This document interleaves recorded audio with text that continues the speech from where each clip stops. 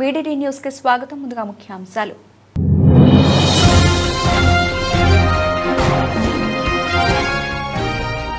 ISS కు end card 2030 నాటికి పని పూర్తి చేయనున్న నాసా.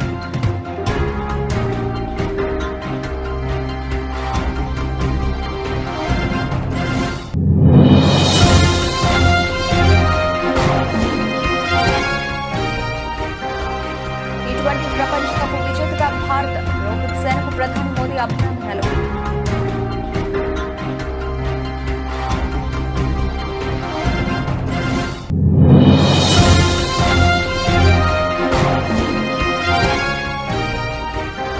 లిక్కర్ పాలసీ CBI కేసులో తిహార్ జైలుకు కేజ్రీవాల్ 14 రోజుల జ్యుడిషియల్ కస్టడీ.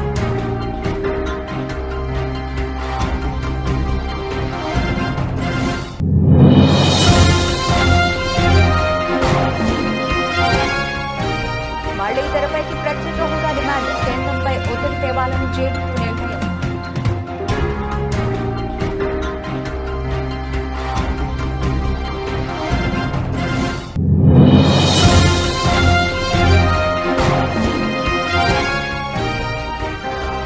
ఐదేళ్లు ఏపీ ప్రజలు ఇబ్బందులు పడ్డారు. సమస్యలన్నీ వెంటనే పరిష్కరిస్తాం. సీఎం చంద్రబాబు.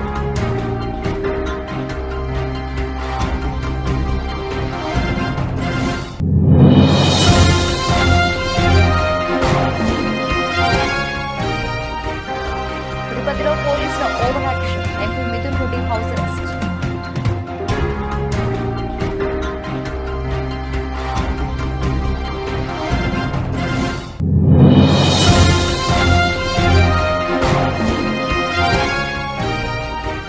హైదరాబాద్ తో సమానంగా వరంగల్ను అభివృద్ధి. అధికారులను ఆదేశించిన సీఎం రేవంత్ రెడ్డి.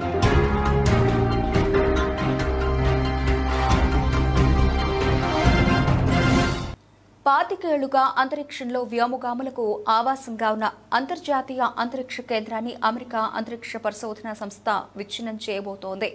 2030 నాటికి ఈ పని పూర్తి చేయడానికి ఇప్పటికే ప్రణాళిక రూపొందించింది. ఇందుకుగాను అంతరిక్ష కేంద్రాన్ని తిరిగి భూమికి తీసుకువచ్చేందుకు ఒక భారీ వ్యోమనౌకను తయారు చేసే బాధ్యతను ఎలాన్ మాస్క్ కు చెందిన స్పేస్ ఎక్స్ కు అప్పగించింది. ఇప్పటికే ఇందుకోసం స్పేస్ ఎక్స్ కు నాసా 7,000 కోట్ల రూపాయలు చెల్లించినట్లు అంతర్జాతీయ మీడియా పేర్కొంది. ఈ వాహనం భూపరితలానికి 250 మైళ్ల ఎత్తులో ఉన్న అంతరిక్ష కేంద్రాన్ని భూ వాతావరణంలోకి లాక్కొస్తుంది. భూ వాతావరణంలోకి రాగానే అధిక ఉష్ణోగ్రతల కారణంగా అంతర్జాతీయ కేంద్రం దహనం అయిపోతుంది. అంతర్జాతీయ అంతరిక్ష కేంద్రాన్ని విచ్ఛిన్నం చేసేందుకు నాసా ప్రణాళిక సిద్ధం చేసింది. ప్రస్తుతం దాదాపు భూపరితలానికి 250 మైళ్ల ఎత్తులో ఉన్న అంతరిక్ష కేంద్రాన్ని 2030 మధ్యలో క్రమంగా 200 మైళ్ల ఎత్తుకు, ఆ తర్వాత 175 మైళ్ల ఎత్తుకు తీసుకువస్తారు. తర్వాత అంతరిక్ష కేంద్రం నుంచి వ్యోమగాముల అందరూ కీలకమైన సామాగ్రిని తీసుకుని భూమి మీదకి తిరిగి వచ్చేస్తారు. అప్పుడు స్పేస్ ఎక్స్ తయారు చేస్తున్న నియార్బిట్ వెహికల్ అంతరిక్ష కేంద్రాన్ని భూమికి మరింత చేరువగా లాక్కొస్తుంది. భూ ఉపరితలానికి 75 మైళ్ల సమీపానికి వచ్చిన తర్వాత భూ వాతావరణంలో అధిక ఉష్ణోగ్రతల కారణంగా అంతరిక్ష కేంద్రం డిఆర్బిట్ వెహికల్ దహనం అయిపోతాయి. ఈ శకలాలు దాదాపుగా కరిగిపోతాయని, భూమి మీద పడే ముప్పు చాలా తక్కువగా ఉన్నట్టు నాసా అంచనా వేస్తోంది. కొన్ని భాగాలు మిగిలిపోయినా సముద్రంలో పడతాయని శాస్త్రవేత్తలు భావిస్తున్నారు. Electron rocket from New Zealand. The shoebox-sized cube satellites, or CubeSats, will measure the amount of heat that radiates into space from Earth's poles, two of the coldest, most remote regions on the planet. Data from the mission will help researchers better predict how Earth's ice, seas, and weather will change in a warming world.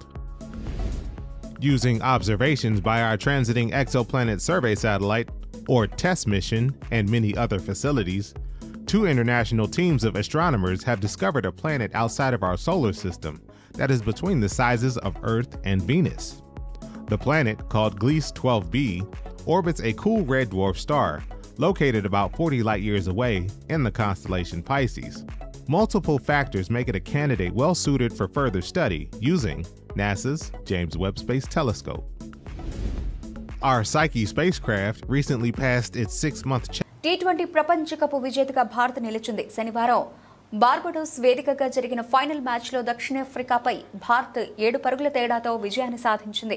17 ఏళ్ల తర్వాత T20 ప్రపంచ కప్ను ముద్దాడింది. ఈ క్రమంలో రోహిత్ సేనకు ప్రధాని Narendra Modi phone చేసి అభినందించారు. రోహిత్ శర్మ నాయకత్వం అద్భుతం అంటూ ప్రశంసించారు.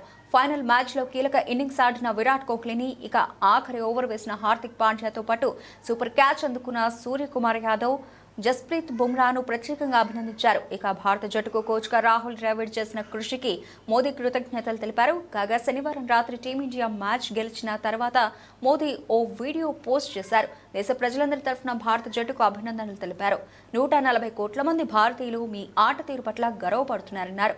ఒక్క మ్యాచ్లోనూ ఓడిపోకుండా గెలవడం అంత సులభమైన విషయం కాదన్నారు.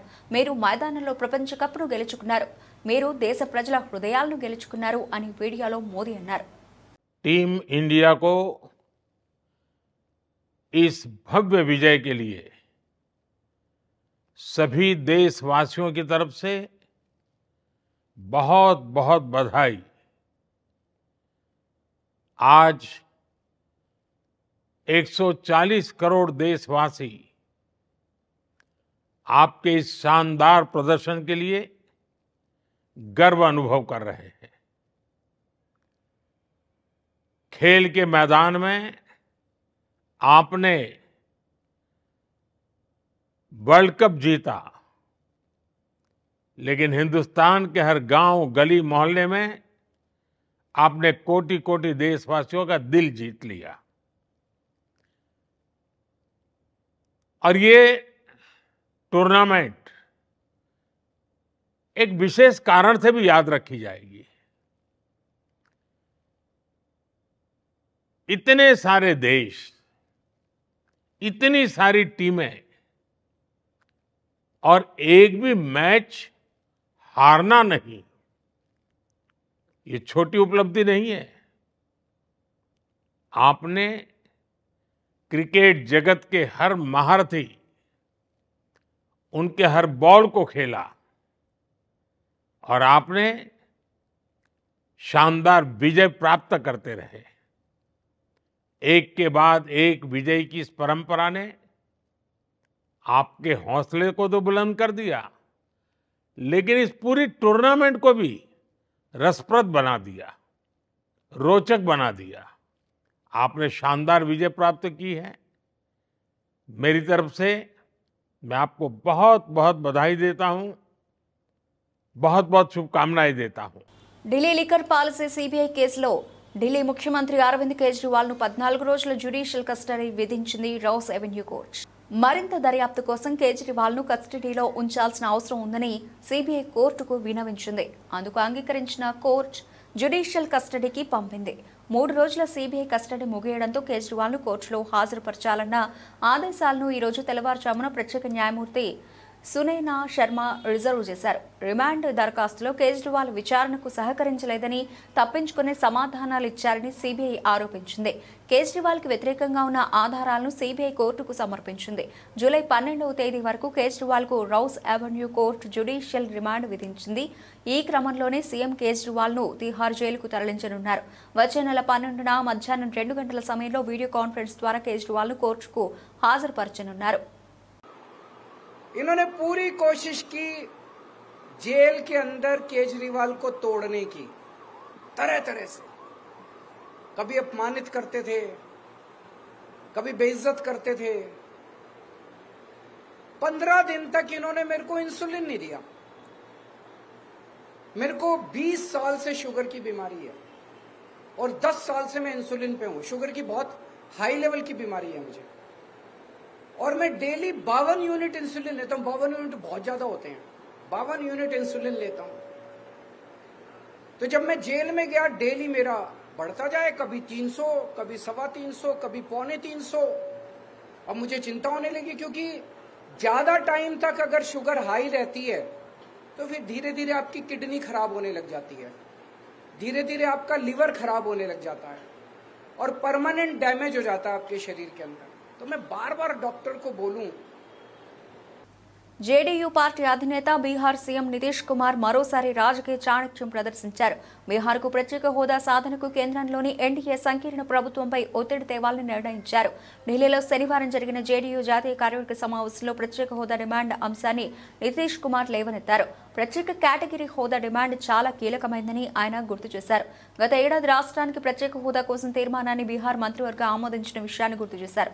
ప్రత్యేక హోదా వల్ల కేంద్రం నుంచి వచ్చే పన్నుల రాబడిలో రాష్ట్ర వాటా పెరుగుతుందని జేడీయూ భావిస్తోంది. వెనుకబడిన తరగతులకు రిజర్వేషన్లు పెంచాలని జేడీయూ కేంద్రాన్ని కోరుతోంది. వెనుకబడిన తరగతులు, అత్యంత వెనుకబడిన తరగతులు, షెడ్యూల్డ్ కులాలు, షెడ్యూల్డ్ తెగలకు పెంచిన రిజర్వేషన్లను 9వ షెడ్యూల్లో చేర్చాలని కూడా ఆ పార్టీ పట్టుబడుతోంది. కాగా లోక్సభ ఎన్నికల్లో ఎన్డీఏ కూటమి విజయం సాధించినందుకు ప్రధాని నరేంద్ర మోదీకి జేడీయూ కార్యవర్గం అభినందనలు తెలిపింది. లోక్సభ ఎన్నికల్లో జేడీయూ మంచి ఫలితాలు రాబట్టడంతో నితీష్ కుమార్ను కూడా అభినందించింది. ఇటీవల జరిగిన లోక్సభ ఎన్నికల్లో 12 ఎంపీ స్థానాలు గెలిచిన జేడీయూ ఎన్డీఏ సంకీర్ణ ప్రభుత్వంలో కీలక భాగస్వామిగా ఉన్న సంగతి తెలిసిందే.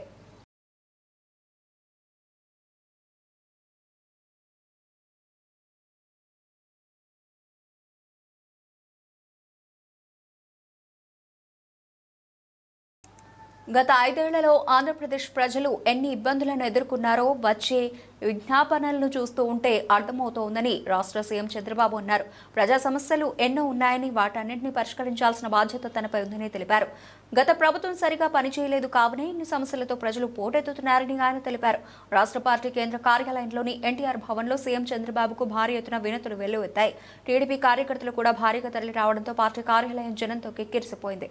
కార్యకర్తలు, పార్టీ శ్రేణులు సహా వివిధ వర్గాల ప్రజల నుంచి వినతులను చంద్రబాబు స్వీకరించారు. ప్రజా వినతులు తీసుకునేందుకు ఎక్కువ సమయాన్ని చంద్రబాబు కేటాయించారు. అనంతరం ఆయన మీడియాతో మాట్లాడుతూ ప్రజా ఇబ్బందులు చూస్తూ ఉంటే ఎంతో బాధ అనిపిస్తోందని అన్నారు. గత 5 ఏళ్లు వైసీపీ ప్రభుత్వం దెబ్బతిన్న రహదారుల గుంతలు కూడా పూడ్చలేదని చంద్రబాబు మండిపడ్డారు. ఇప్పుడు వర్షాకాలం రావడంతో దెబ్బతిన్న రహదారులతో ప్రజలు నరకం చూస్తున్నారని ఆవేదన వ్యక్తం చేశారు. దెబ్బతిన్న రహదారుల గుంతలు పూడ్చే కార్యక్రమం కూడా వెంటనే చేపడతామన్నారు. ప్రజా సమస్యల పరిష్కారానికి త్వరలోనే ఓ ప్రత్యేక వేదికను కూడా ఏర్పాటు చేస్తానని తెలిపారు. పార్టీ కార్యాలయంలో కూడా ప్రజా సమస్యల గుర్తించి వాటికి సత్వర పరిష్కారం లభించేలా వచ్చే వారం నుంచి చర్యలు చేపడతామని తెలిపారు. మీ ప్రాజెక్టులో అన్నీ ఓకే కానీ ల్యాండ్ ఎక్విజిషన్కి సంబంధం లేదు, మాకేం సంబంధం లేదన్నారు. నాకు అప్పుడు ఆశ్చర్యం వేసింది. ఎట్లా అంటారా మీరు? Land acquisition part of project, ఇది ప్రాజెక్టులో ల్యాండ్ ఎక్విజిషన్ లేదంటారు, మీరు పునరావాసం లేదంటారు. పునరావాసం ల్యాండ్ ఎక్విజిషన్ లేకుండా ప్రాజెక్ట్ అయిపోతుందా అని రాత్రంతా స్టడీ చేసి ఆఫీసర్లందరినీ రాత్రంతా మేలుపెట్టి తెల్లవారికి ఒక నోట్ తయారు చేసి మళ్ళా నేను గడ్కరీ దగ్గరికి వెళ్ళి అదే మరి అరుణ్ జైట్లీకి వెళ్ళి, నువ్వు సుప్రీంకోర్టు లాయర్వి, నువ్వు అర్థం చేసుకో, నువ్వే చెప్పు, ఒక ప్రాజెక్ట్ నేను యాక్ట్ చెప్తున్నా, నేను ఆర్గ్యూ చేసిన తర్వాత ఆయన కూడా ఇంకేం మాట్లాడకుండా నువ్వు చెప్పింది రైట్ అనే పరిస్థితికి వచ్చాడు. అంటే ఎంత కష్టపడ్డాం, ఎంత శ్రమపడ్డాం, ఏ విధంగా ఒక్కొక్కరిని కన్విన్స్ చేశాం, ఎన్ని అవరోధాలని స్టెప్ బై స్టెప్ దాటుకుంటూ వచ్చాం, ఏ విధంగా పూర్తి చేసినాం అనుకున్నప్పుడు ఇప్పుడు జరిగింది చూసి చాలా బాధేస్తుంది. రాష్ట్ర ప్రజలందరూ అర్థం చేసుకోవాల్సిన అవసరం ఉంది. ఈ ప్రాజెక్ట్ని పూర్తిగా సర్వనాశనం చేయడానికి తిరుపతిలో వైఎస్ఆర్సీపీ ఎంపీ మిథున్ రెడ్డి నివాసం వద్ద పోలీసులు ఓవర్ యాక్షన్ కు దిగారు. మిథున్ రెడ్డిని పోలీసులు హౌస్ అరెస్ట్ చేశారు. ఇంట్లోకి కొత్త వారిని రాకుండా పోలీసులు అడ్డుకుంటున్నారు. కాగా ఆదివారం తెల్లవారుజాము నుంచి ఎంపీ మిథున్ రెడ్డి నివాసానికి పోలీసులు చేరుకున్నారు. మిథున్ రెడ్డి ఇంటిని చుట్టుముట్టారు. అనంతరం ఆయనను హౌస్ అరెస్ట్ చేశారు. అయితే నేడు మిథున్ రెడ్డి పొంగనూరులో కార్యకర్తల సమావేశం నిర్వహించేందుకు సిద్ధమయ్యారు. ఈ క్రమంలో ఆయనను అడ్డుకునేందుకు ముందస్తుగా పోలీసులు అక్కడికి చేరుకున్నారు. ఎంపీ మిథున్ రెడ్డికి ASP Kulasekhar, east CI Maheshwar Reddy నోటీసులు ఇచ్చారు. ఇక మిథున్ రెడ్డి ఇంట్లోకి కొత్త వారిని కూడా పోలీసులు అనుమతించడం లేదు. ఎవరైనా వస్తే వారికి అడ్డుకుంటున్నారు. ప్రజలను కలిసేందుకు కూడా మిథున్ రెడ్డిని అనుమతించడం లేదు. దీంతో భారీ సంఖ్యలో వైఎస్ఆర్సీపీ అభిమానులు మిథున్ రెడ్డి ఇంటికి చేరుకుంటున్నారు. కూటమి ప్రభుత్వంపై ఆగ్రహం వ్యక్తం చేస్తున్నారు. రాష్ట్రంలో ఎక్కడా లేని విధంగా కక్ష సాధింపు చర్యలకు పాల్పడుతోందని సీరియస్ అవుతున్నారు.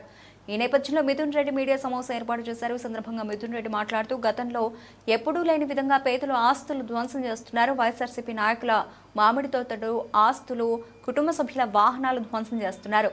పొంగనూరు నియోజకవర్గంలో పేదలు ఆవులు ఎత్తుకుని పోతున్నారు.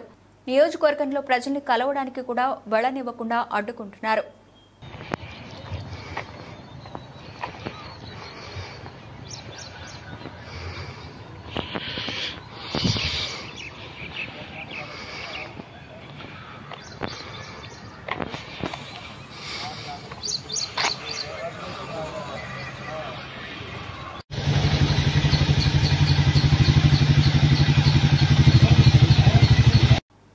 వరంగల్ అభివృద్ధిపై తెలంగాణ సీఎం రేవంత్ రెడ్డి ఫోకస్ పెట్టారు.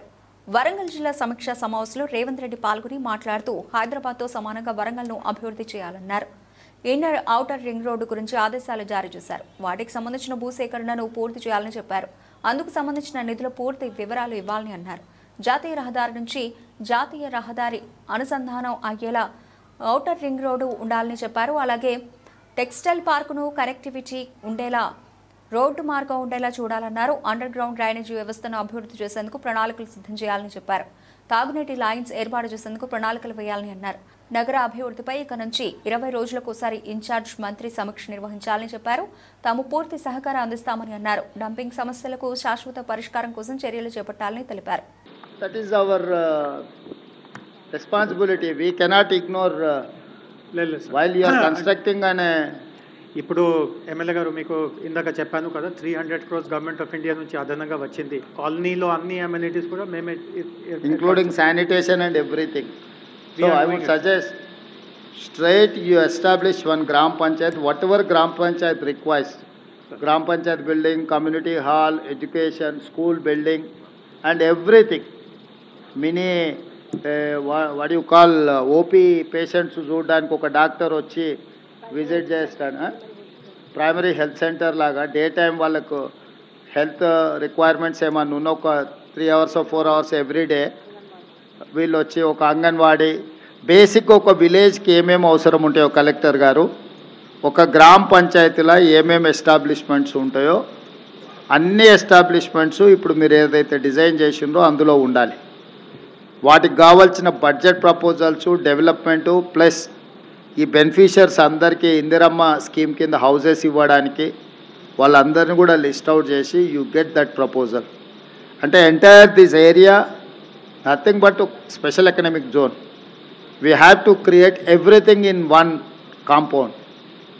సో దాని ప్రకారం చేయండి. మిగిలింది అక్కడ ఇప్పుడు మన రివ్యూ ఉన్నది కదా, I will give you instructions they. Thank you sir. Thank you. అన్న అక్కడ యాక్చువల్ రివ్యూలో అక్కడ చేద్దాం. ఎమ్మెల్యేస్కి ఎంపీస్కి అందరికి కూడా నా రిక్వెస్ట్ ఏంటంటే అక్కడికి వెళ్దాం, అక్కడనే ఇది చేద్దాం. మరమ్మతుల పాలవుతున్న వాహనాలు. వికారాబాద్ జిల్లా పరిధిలో అత్యవసర వాహనాలు అస్తవ్యస్తంగా తయారయ్యాయి. 108 వాహనాల నిర్వహణలో అధికారులు నిర్లక్ష్యం వహించడం వల్ల మరమ్మతులకు నోచుకుంటున్నాయి. ఎక్కడ ఏ వాహనం నిలిచిపోతున్నా కూడా తెలియని పరిస్థితి నెలకొంది. శనివారం యాలాల మండలం పరిధిలోని లక్ష్మీనారాయణపూర్ చౌరస్తాలో 108 వాహనం మరమ్మతుకు రావడంతో పైలట్ ఇతర మెకానిక్ సహాయంతో మరమ్మతులు నిర్వహించారు. ఈ విధంగా ఉండే పరిస్థితుల్లో ఒక్కొక్క సమయంలో పేషెంట్లను తీసుకొస్తే ఇబ్బందులు ఎదుర్కోవాల్సిన పరిస్థితి నెలకొంటుందని పలువురు పేర్కొంటున్నారు. పై అధికారులు 108 వాహనాల నిర్వహణ విషయంలో శ్రద్ధ వహించి ప్రజలకు ఇబ్బంది కాకుండా చూడాలని ప్రజలు కోరుతున్నారు.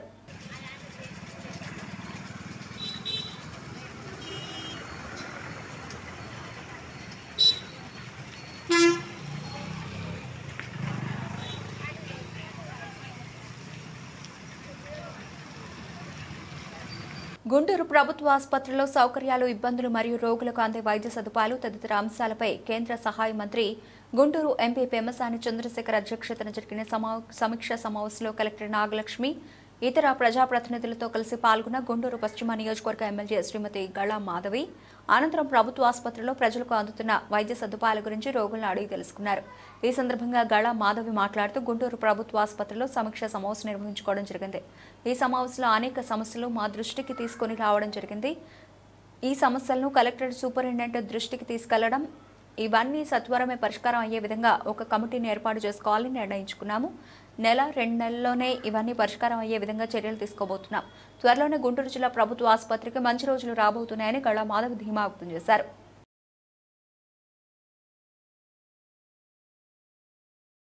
తన రాజకీయ ప్రయాణ ఆరంభంలో వెన్నుతట్టి ప్రోత్సహించడంతో పాటు విజయవాడ పార్లమెంట్ ఎంపీగా భారీ మెజార్టీతో విజయం సాధించే వరకు అండదండగా ఉండి కష్టపడిన టీడీపీ రాష్ట్ర ప్రధాన కార్యదర్శి బుద్ధ వెంకన్న, రాష్ట్ర అధికార ప్రతినిధి నాగుల్ మీరా రుణం జీవితంలో తీర్చుకోలేనని విజయవాడ పార్లమెంట్ ఎంపీ కేశినేని శివనాథ్ అన్నారు. పార్లమెంట్లో విజయవాడ ఎంపీగా కేశినేని శివనాథ్ ప్రమాణ స్వీకారం చేసి విజయవాడకు విచ్చేసిన సందర్భంగా శనివారం బుద్ధ వెంకన్న తన నివాసం వద్ద కేశినేని శివనాథ్కి భారీ అభినందన సభ ఏర్పాటు చేశారు. రథన్ సెంటర్ వద్ద ఎంపీ కేశినేని శివనాథ్కి పూలమాలలతో టీడీపీ నాయకులు కార్యకర్తలు ఘన స్వాగతం పలికారు. అక్కడి నుంచి బుద్ధ నివాసం వరకు ఓపెన్ టాప్ జీప్లో కేశినేని శివనాథ్ను ఊరేగింపుగా తీసుకెళ్లారు. భారీ సంఖ్యలో వచ్చిన కార్యకర్తల అభిమానులకు విక్టరీ సింబల్ చూపిస్తూ కేశినేని శివనాథ్ ముందుకు సాగారు. ఇక మహిళా కార్యకర్తలు నృత్యాలు చేశారు. నారా చంద్రబాబు నాయుడు తీరుతో నిరుద్యోగులు రోడ్డెక్కారు. మెగా డిఎస్సీ పేరుతో తమని దగా చేశాడంటూ అనంతపురం జిల్లాలో నిరుద్యోగులు భారీ ర్యాలీ నిర్వహించారు. అధికారంలోకి వచ్చినప్పటి నుంచి అడ్డగోలుగా అప్పులు చేసేస్తున్న కూటమి ప్రభుత్వంపై పలువురు నివ్వెరపోతున్నారు. ప్రత్యేక హోదా కోసం బీహార్లో గట్టిగా జేడీయూ డిమాండ్ చేస్తున్నా కేంద్రం వద్ద ఊసే ఎత్తని తెలుగుదేశం పార్టీ తీరుపైన దానికి వత్తాసు పాడుతున్న జనసేన పైన విద్యార్థులు మేధావులు ఆగ్రహం వ్యక్తం చేస్తున్నారు.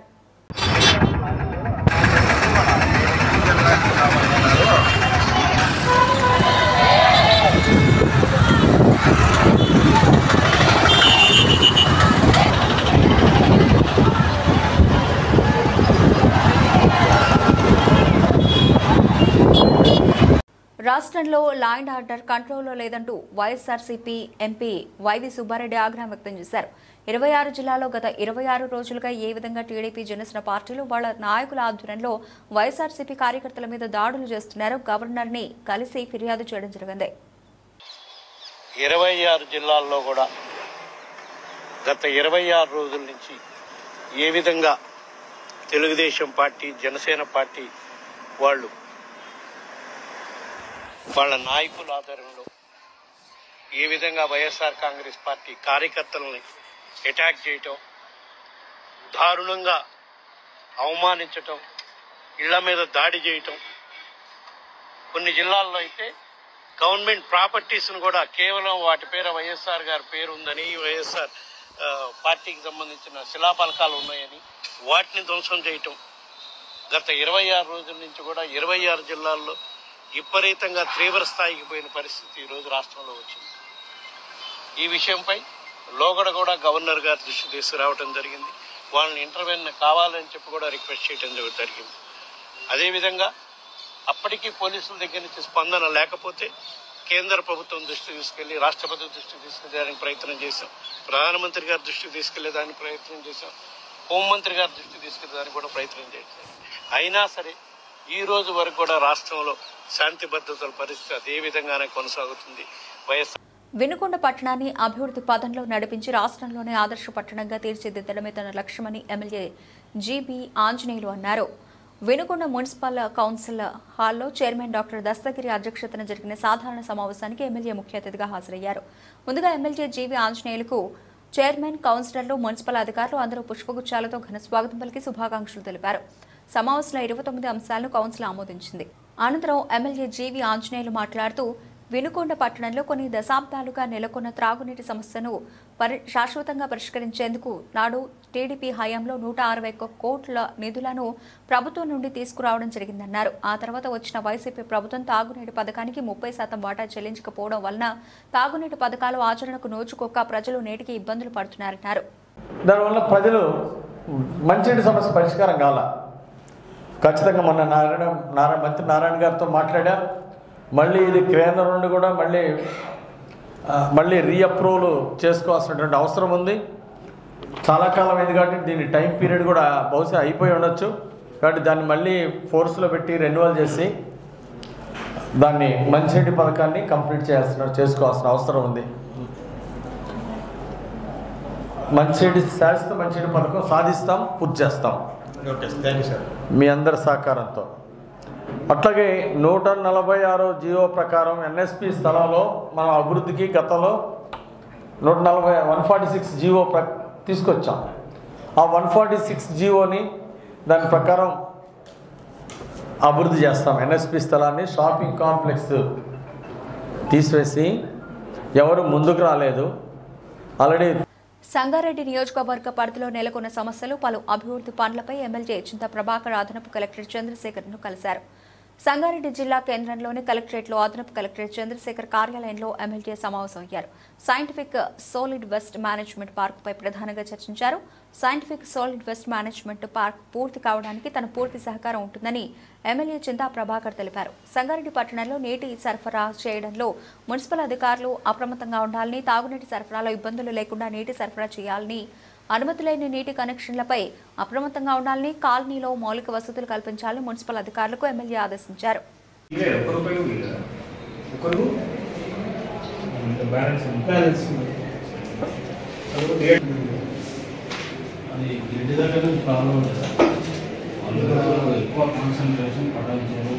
వాళ్ళు ఏమంటారంటే మాకు ఉంది వాళ్ళే ఉంది ఏమంటారు సార్. ఇంతకుముందు గతంలో ఏమి ఇచ్చినా గతంలో ఇవ్వమంటారు. మనకి ఎంత MLD అవసరం? మనకు ఒరిజినల్గా వాళ్ళు అగ్రిమెంట్ ప్రకారం 10 MLD ఇవ్వాలి. మనకు అవసరం మనకు 7.5 MLD వాళ్ళు ఇవ్వాలి మనకు లెక్కకు. ఇప్పుడు 6 మనకి ఎంత అవసరం? 7.5 అవసరం మనకు టోటల్. మనకి అంటే టోటల్ అంటే మనది కాక మనది ఎంత వస్తుంది? మనది 5.5 వస్తుంది. మనం చిత్రం 7.5 అంటే 12.5 మనకు అవసరం. ప్రభాస్ కల్కి 2898 AD సినిమా థియేటర్స్ లో హిట్ టాక్ తో దూసుకుపోతోంది. Visuals, action scenes, Mahabharatam scenes గురించి అందరూ మాట్లాడుతున్నారు. నాగశ్విన్ అదిరిపోయే రేంజ్ లో సినిమా తీశారని అంటున్నారు. ఇక కలెక్షన్స్ పరంగా కూడా దూసుకుపోతోంది. కల్కి మొదటి రోజే 191 కోట్ల గ్రాస్ కలెక్షన్స్ వసూలు చేసి అందు హెడ్లైన్స్ మరోసారి.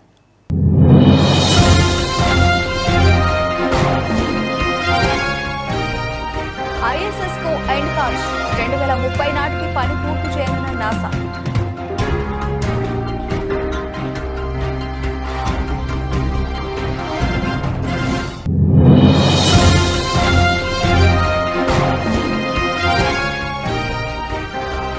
T20 ప్రపంచ కప్ విజేతగా భారత్. రోహిత్ సేనకు ప్రధాని మోదీ అభినందనలు.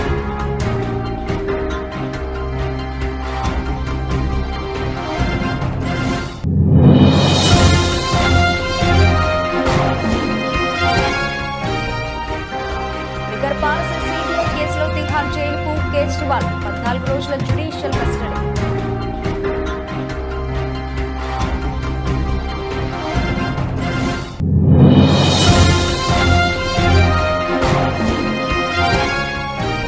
మళ్లీ తెరపైకి ప్రత్యేక హోదా డిమాండ్. కేంద్రంపై ఒత్తిడి తేవాలని జేడీయూ నిర్ణయం.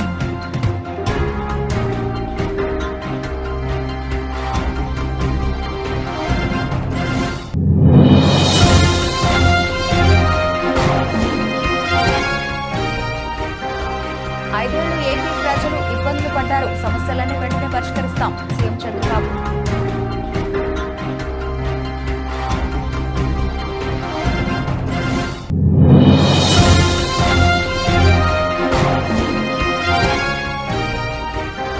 తిరుపతిలో పోలీసుల over action. MP Mithun Reddy house arrest.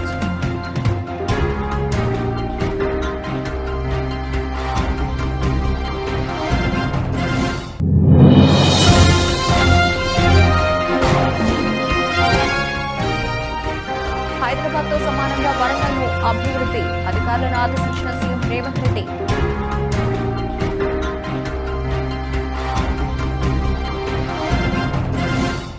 ఇవి ఇప్పటివరకు నబిల్సిన అప్డేట్స్. మరిన్ని అప్డేట్స్తో మళ్ళీ కలుద్దాం. అంతవరకు సెలవు. నమస్తే.